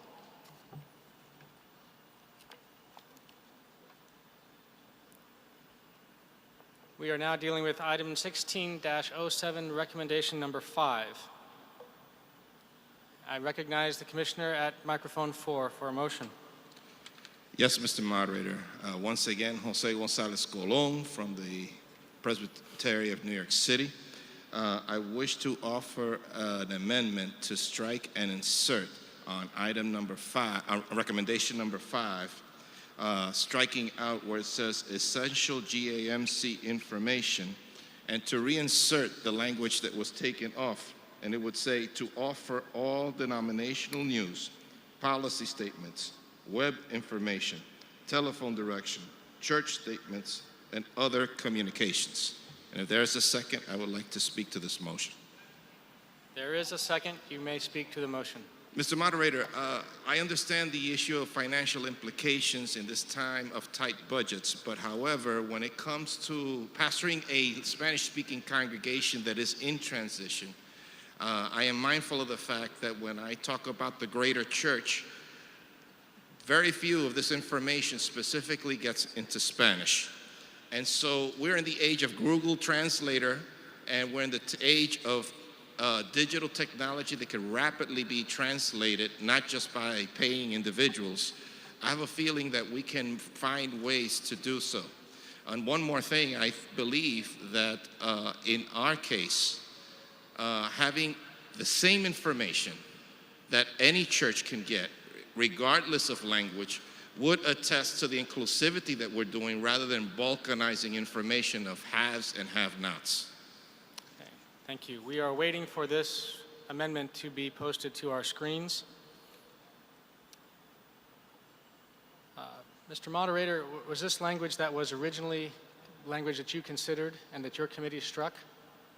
I'd have to see the language of the amendment to see if we're returning back to the original language or if it's different. Okay. Thank you. This will be on screens in just a moment.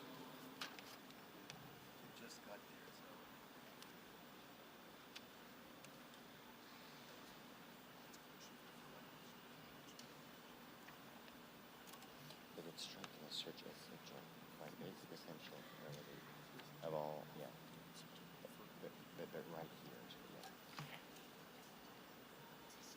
here. Mr. Moderator, I believe it's essentially the same language as the original. I believe it offers essentially the same intent as the original recommendation. Would the Assembly like to hear why the committee took that language out? Please let us know with your cards.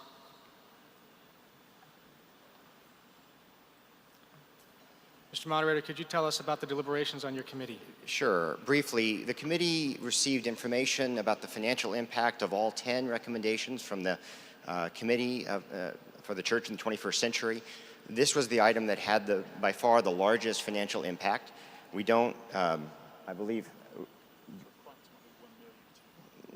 it was approximately $1,200,000 to the mission budget in order to provide this information. And after careful deliberation and discussion, the committee felt that this alternate language would provide a balance between essential access as well as cost savings to the measure.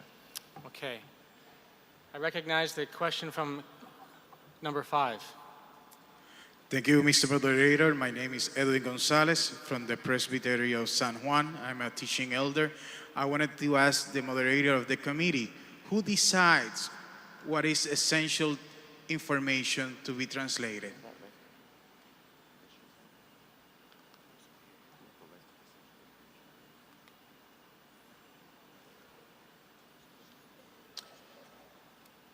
Well, what I can say to that, Mr. Moderator, is after this amendment was offered for us, Financial Services went back to process the information for us to provide the current financial impact statements that you have. They provided a list of what they understood essential to be. I wonder if we could call on someone from Financial Services to offer that information. Okay. Is there somebody in the hall that you know that could answer that question? Maybe Linda Valentine. I invite Linda Valentine again to microphone number 9.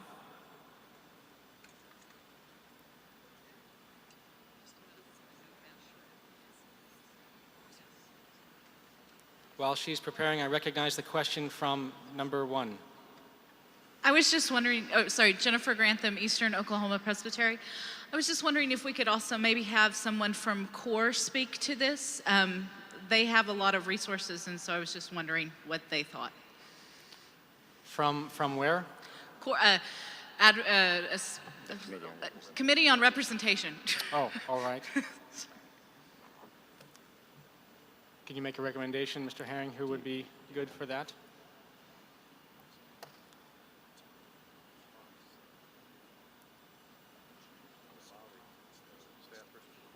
Okay. The staff person from CORE is standing at number 9. And I recognize her if she can address helpfully the Assembly. Mr. Moderator, my name is Molly Castile. I'm an Assistant Stated Clerk and staff to the General Assembly Committee on Representation. The way I understand the question is that you want to know what resources CORE provides in multiple languages. Is that correct? The question from the Commissioner at... Yes, she says that is correct. The General Assembly Committee on Representation makes every effort for its own resources to be provided in Spanish, English, and Korean. Okay, thank you. Mr. Moderator, I'd also like to point to the GAMC comment to this item, which lists from the General Assembly Mission Council those resources that are already available in Spanish and Korean. Okay, helpful information. Question from microphone number 3, please. Yes, Lyndall Hamlet, North Alabama Presbytery. Could you tell us more about why it costs so much money to provide this information in the different languages?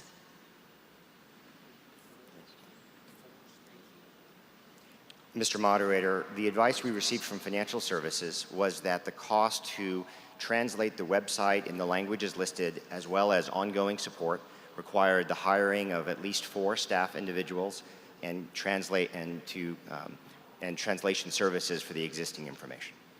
Okay. Thank you. Let's hear from commissioners advocating for and against. At this time, I recognize the commissioner speaking for at microphone number 7. Number 7. Thank you, Mr. Moderator. This is Joanne Lee, teaching elder, commissioner from Presbytery of Twin Cities area. I speak in favor of this amendment for the exact same reason I spoke against non-geographic presbyteries.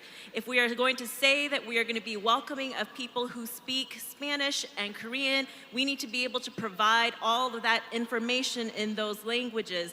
I think if we don't do this, we are pretending to be welcoming, but not actually putting the money where our words are, and I think we need to support this fully. Thank you. Thank you. I recognize the commissioner at number 8. Joe Hufford, Presbytery of Wabash Valley. I'm very much in favor of the original motion, but am against the amendment due to especially considering the fact that the committee that has studied this has already seen this language and has debated it and has made their recommendation to the Assembly. I would urge the commissioners not to micromanage our committees, especially moving forward. Thank you. Okay, thank you. There are others wishing to speak in favor of the amendment. How does the Assembly feel about that? Using your cards, please communicate to me and to one another.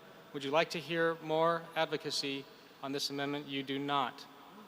Is there someone who will call the question? I recognize the, well, my friends in area number 7 would like to be recognized also as such. So I recognize the Commissioner at microphone number 7. MRA George Whitten, Utica Presbytery. I respectfully call the question. The question has been called and seconded. Advisory delegates, if you are in favor of calling the question, please say aye. If you are opposed, say no. If you are abstaining, say no. Commissioners, you have been so advised to cease debate, say aye. All opposed, say no. And any abstentions? That carries. Debate has ceased. The amendment is before you. All in favor of amending the report from committee by striking and inserting the words as you see them on the screen. If you are an advisory delegate, please say aye. If you are opposed, say no. And if you are abstaining, say no. All right, commissioners, you have been advised. If you would like to approve this amendment, say aye. If you are opposed, say no. If you are abstaining, say no. The noes have it. This amendment does not pass. The main motion, yes, ma'am. You want a division of the House. Commissioners, please make sure that your keypad is turned on. We have already received by voice vote the advice of the advisory delegates. So, commissioners, if you are in favor of the amendment, please use your keypad to indicate with the numbers that we are instructed to on the screen.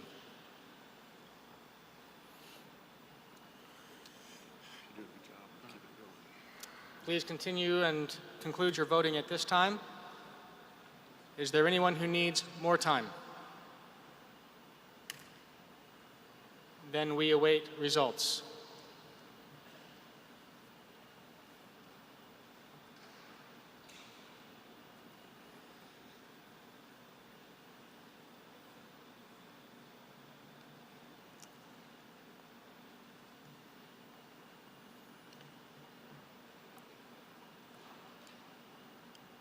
On whether to amend the recommended motion from committee, those who voted no have it at 64%. 34% voted yes, 1% abstaining. The amendment does not carry. We have the main motion on the floor.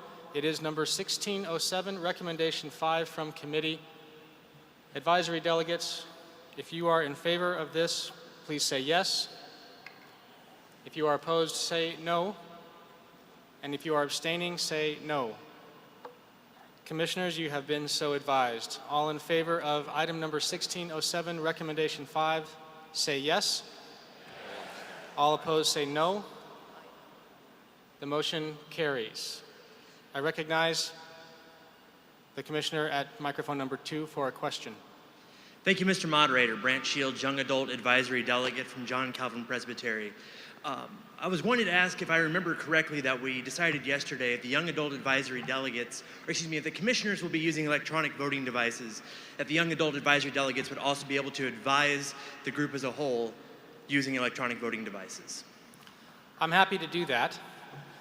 If the Assembly would like to do that. The reason why I didn't this time is that the voice vote was so quiet all around on that advisory vote on the amendment that it seemed like it wouldn't yield very much help. But I'm happy to do that every time that we do a computer vote to have the advisory delegates do it as well. Thank you, Mr. Moderator. All right, that's what we'll do. Thank you. Mr. Moderator, on behalf of the committee, I move approval of item 1603 on African American Church Growth Strategy, noting that it has financial implications. Okay, the item before the Assembly is 1603, identified as having financial implications. Is there anyone to speak to this motion?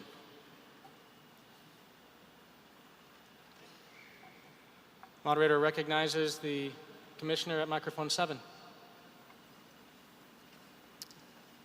Good evening, Moderator.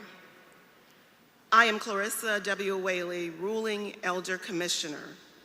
of Charleston Atlantic Presbytery, and I wholeheartedly support the committee's recommendation to approve item 16.3. Without further context on the specifics of my report, I would merely refer the body to the historical outline by the committee in its report, which I truly believe affirms and justifies the approval of this action. I would further like to commend the work of the African American Church Growth Task Force in its completion of its task, and the committee in their desire to move this vital work forward from task force to work in action. Finally, Mr. Moderator, as you will note, the recommendation does come with a particular financial implication for consideration. And with that, we challenge the Assembly to be faithful in knowing the cost of building disciples. Thank you. Thank you. Would the Assembly like to hear any more comments on this amendment? Please let me know with your cards. You do not. Is there someone who will call the question?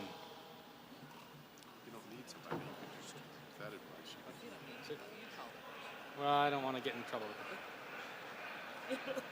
Commissioner at microphone number 1. Ed Norris, St. Augustine Presbytery. In the spirit of MRA, I call the question. In the spirit of the NRA, by acclamation, it is seconded. Advisory delegates, if you are in favor of calling the question, say aye. If you are opposed, say no. The ayes have it. Well, they don't. The ayes have advised us well. Commissioners, you have been well advised. All in favor of calling the question, say aye. Those opposed, say no. That carries. We now have before us the item from committee, which is item number 1603. Advisory delegates, if you are in favor of 1603, say aye. Those opposed, say no. Any abstentions? You've been advised, delegates. All in favor, say aye. Those opposed, say no. It carries. Mr. Herring. Mr. Moderator, it's only 9 o'clock. We're just getting started. Mr. Moderator, on behalf of the committee, I move approval of item 1606 on growing a diverse church, noting that it also has financial implications. Item 1606 is properly on the floor before the Assembly. It has financial implications. Is there anyone who will speak to it? Seeing none, and if there are no objections, I call the question. Advisory delegates, if you are in favor of this motion, please say aye. And opposed, say no. Commissioners, if you are in favor of this motion, say aye. Those opposed, say no. Any abstentions? That carries. Mr. Herring. Thank you, Mr. Moderator. I close this report by informing the Assembly of 2 significant items that came to us for final action. First, we affirmed the recognition of the following as recipients of the Women of Faith Award: Elder Judith Henry, Commissioned Ruling Elder Rosemary Rice McMahon, and the Reverend Anne Ree Menzie. We also affirmed the following as recipients of the Sam and Helen Walton Award: Covenant Fellowship Presbyterian Church, Redwoods Presbytery; Tacoma Valley Korean Presbyterian Church, Riverside Presbytery; Grace Presbyterian Church, Cherokee Presbytery; Chapel in the Pines Presbyterian Church in Salem Presbytery; Misión Hispana El Buen Pastor, Salem Presbytery; and New Hope Presbyterian Church, Orange, California, Los Ranchos Presbytery. Mr. Moderator, with gratitude to the work of the commissioners and the advisory delegates on my committee, and with humble gratitude for the opportunity to serve, this concludes the report of the Committee on Church Growth and TILT. Mr. Herring, thank you very much. Let us take a 5-minute break. Oh.